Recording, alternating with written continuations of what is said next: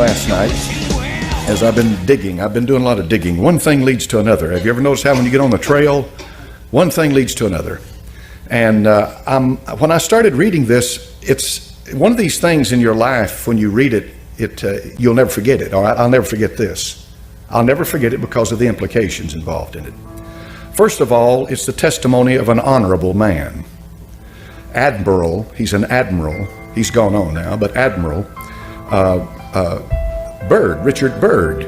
Here's the man who flew over the North Pole and was awarded the Congressional Medal of Honor. And I read the statement attached to that, how that he risked his life and so forth. He flew over the South Pole. That's not all he did, though. After the war, he led an expedition to South America with over 4,000 troops and 8, 9, 10, 12 warships. And it was called Operation High Jump. Never heard of it. But when you find out about one thing, it leads to another thing.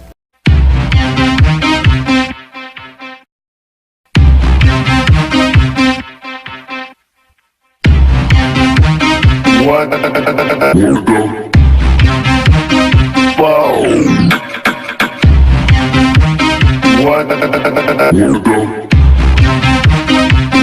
the fuck? Well, let's get into it quickly because you're wondering what's going on. The man's an aviator. He's a pilot. And he leaves at 0600 hours. That's 6 o'clock in the morning for folks that, you know, if you're not familiar with a 24-hour clock. 0600 is 6 o'clock in the morning. He flies out and he headed north. He gives updates as to his flight, to turbulence that he gets in the air. He drops his altitude, raises his altitude, standard procedures of any pilot. And he does this, and he talks about how he does it, and continues to fly. He has constant radio checks with his base, so they'll know where he is. They keep up with him. And back in those days, they didn't have GPS and all of that stuff, so they flew by what's called dead reckoning a lot of times. And pilots know exactly what I'm talking about when I'm talking about dead reckoning. He continues to talk to them until he gets down, until he comes. He's flying over the ice. He's flying over the North Pole. And what do you expect to see? Nothing but ice. That's what you expect to see. One sheet of ice after another sheet, just solid white ice, snow, the North Pole. Until he sees a creature down below, which looks to him like a mammoth, and he drops his altitude to about 1,400 feet, and it is a mammoth. And this begins to really get his attention. He sees a mountain range, and at 10 o'clock in the morning, so now he's been in the air for 4 hours, he says he crosses over the small mountain range, and still proceeding northward as best can be ascertained, beyond the mountain range is what appears to be a valley with a small river or stream running through the center portion. There should be no green valley below, no green valley in the Arctic, no green valley.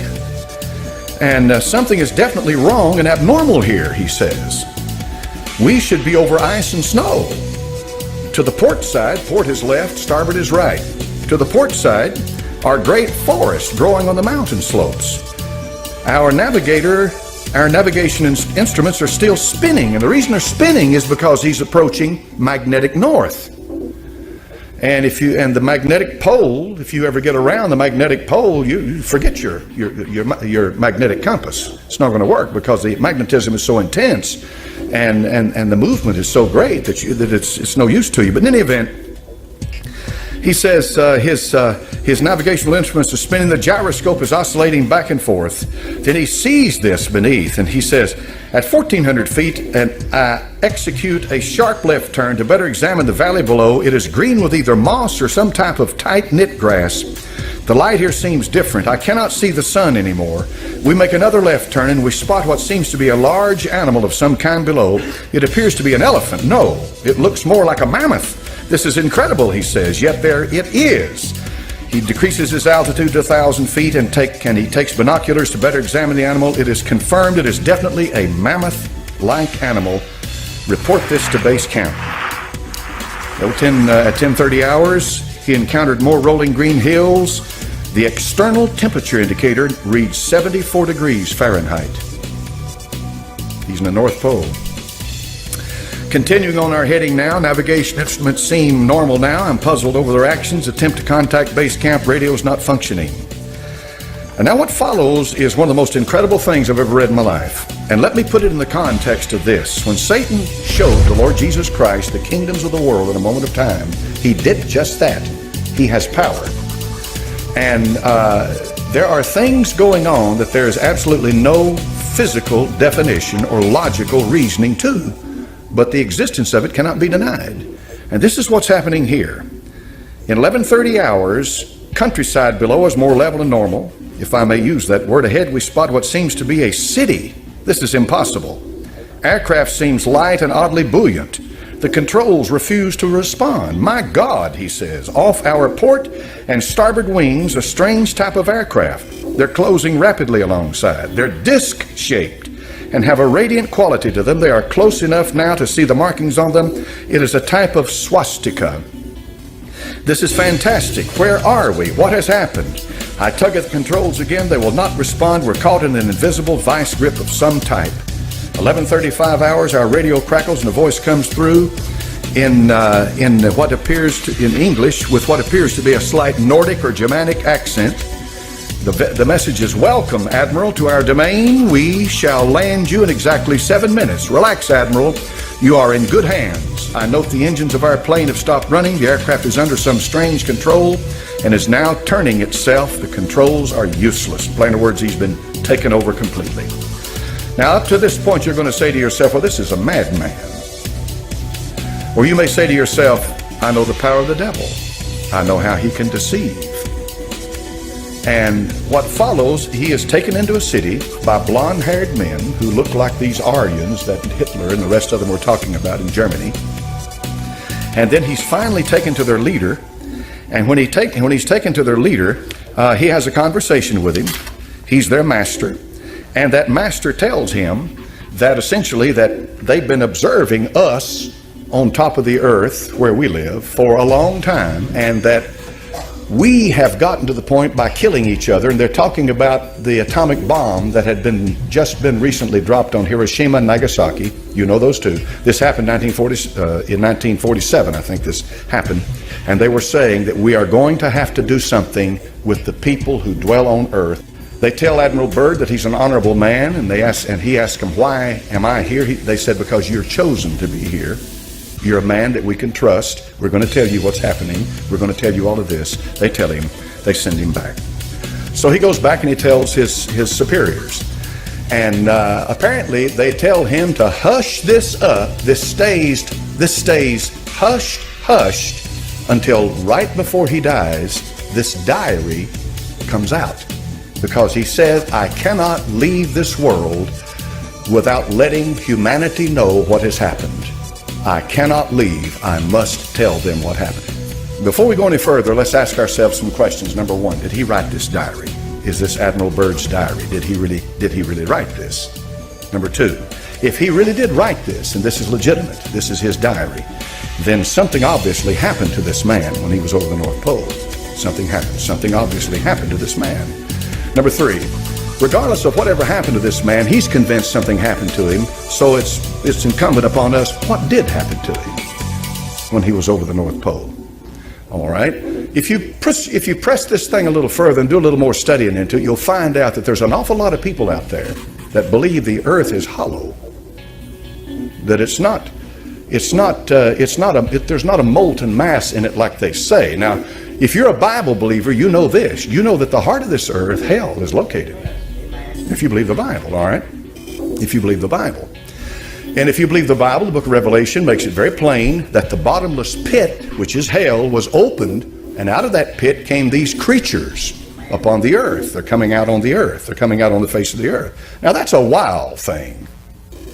This is why a lot of churches in this country, an awful lot of churches in this country, absolutely refuse to read or study the book of Revelation or preach from it, because it has some things in it that just literally blow your mind, and that's one of them. Talking about creatures coming up out of the bottomless pit, Apollyon and Abaddon and all of that. But if I'm a Bible believer, I believe it's real. All right.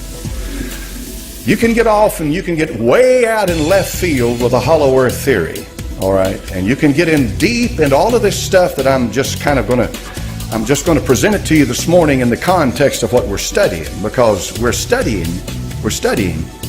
a deceit that's coming on this earth of unbelievable proportions. A deceit, all right, a deceit. Now, we know that Adolf Hitler, when he was Chancellor of Germany, was deep into the occult. We know they didn't do anything unless they consulted their occult masters and prognosticators and what have you. And that the German high command, Himmler and men like that, even Himmler himself was far more into the occult than Hitler, and Hitler was head over heels into it, but Himmler was deep into it.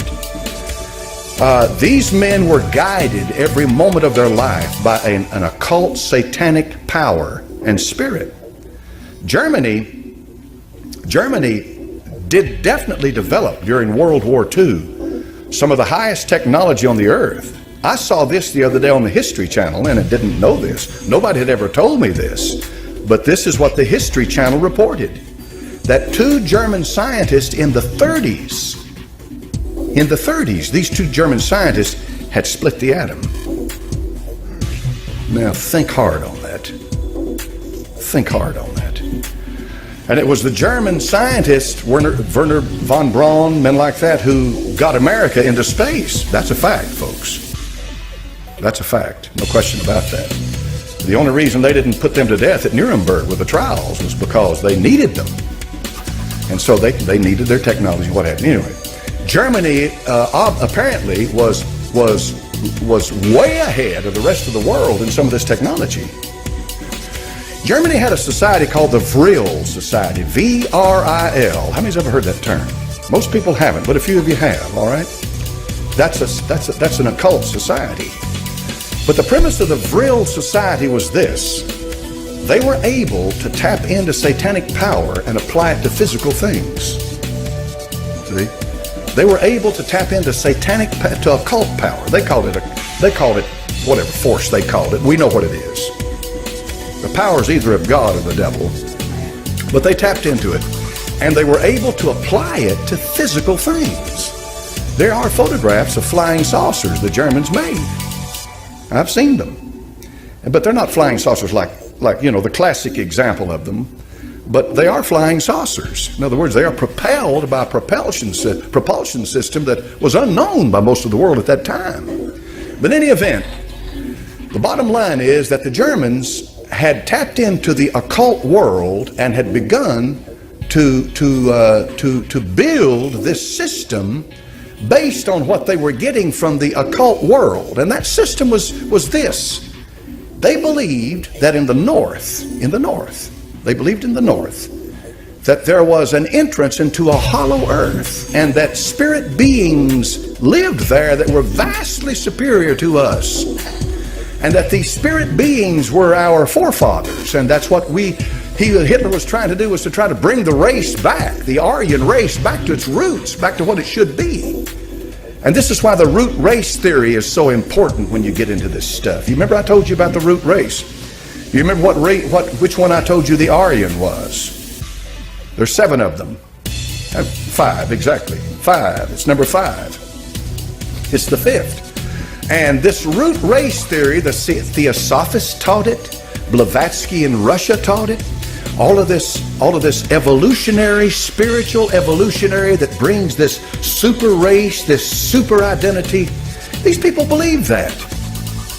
The evolution, when you talk about biological evolution, all right, you're talking about what they teach at UT and all the major colleges in the world. They teach biological evolution. What is biological evolution? That's what Charles Darwin taught, right? All right, that's simple enough on the surface of it for people to relate to. Biological evolution. I don't believe it, but that's what they teach. All right. Then there is social evolution. All right. Political correctness is a product of social evolution. What's social evolution? Well, if biological evolution is true, then social evolution is where the masses and humanity and governments are able learn how to live in peace and blah blah and so forth. In plain words, social evolution means that there must be a one world government for men to live. That's social evolution. See, that's not biological evolution. But the idea is that if evolution is true, they believe it is, then therefore that justifies the idea, well, men must live together. Then there is this esoteric, this spiritual, this stuff here we're talking about that Admiral Byrd saw. There is that type of evolution, and this gets into the mystical category of it, because this gets into that highbrow stuff about the spirit beings that are channelers and guides and are communicating with people. And the U.S. government would never tell you this, but they've had all kinds of experiments into this, and they've got labs, and they've got underground labs, and they're doing experimentation into this stuff, and all of this is going on right now, and people go off on the deep end when they get into it, and you got to be awful careful with it, because you can get into this stuff and you can become possessed by these spirits, because these are demons, and these demons are smart. Admiral Byrd saw something. I don't doubt that for a minute. But he did not see a civilization of advanced beings that had evolved to that point. What he saw was either an apparition or a physical manifestation of some spirit power that's demonic. That's what he saw. But it blows my mind to begin to realize how powerful it is. What I'm going to say to you this morning, I want to say it to you, and I want you to take it to heart. When the deception comes, if you're not a born-again believer, you'll be swept away with it. The deception will be greater than you ever imagined in your life. It is going to be profound as to what happens. When Ted Gunderson talked about, now put it together, he talked about people in the high places are Satanists. What he's talking about, they're Illuminati. He's talking about spiritual power in high places that will bring about a one world government. And by doing that, they intend to rule the world. And they have the help of a whole, I don't know, what do you call it, a mass of demonic spirits who are able to perform all kinds of miracles, deceptive miracles, manifestations, and all of this stuff to help them to bring about that one world government. And the goal is so that they can put one man up and worship him as God, the Antichrist. Now, there is a mind behind all of it. There's a mind directing it, and that mind is the devil, Lucifer. He wants worship. He wants worship. He covets worship. He does. And money's nothing to him. And the souls of men and power's nothing to him. He's got power. He covets worship. That's why he said to the Lord Jesus Christ, you fall down and worship me, and I'll give you the kingdoms of the world. He covets it. Now when you look around yourself, and what I'm talking about, you know, I've talked about Byrd and I've talked about this other stuff. You got to ask yourself the question, well, how long is it going to be then? I mean, they've got all this technology, they got all this stuff going. How long is it going to be before they bring this together and they do it? They're already doing it. It's already happening. It's already happening. When you look outside, how many of you have noticed these little antennas that have a square box on top of them? That's ELF. That's an ELF antenna. You know what that's for? Ostensibly, it's for this. Send frequencies into your head, and you wonder, why is it that I'm thirsty, or why would I like to have an ice cream, or what? You know, all of a sudden this desire hits you. It's because they're feeding this stuff into your brain. Now you say, well, now that's crazy, preacher. You know, they wouldn't do that. The government wouldn't do that, would they?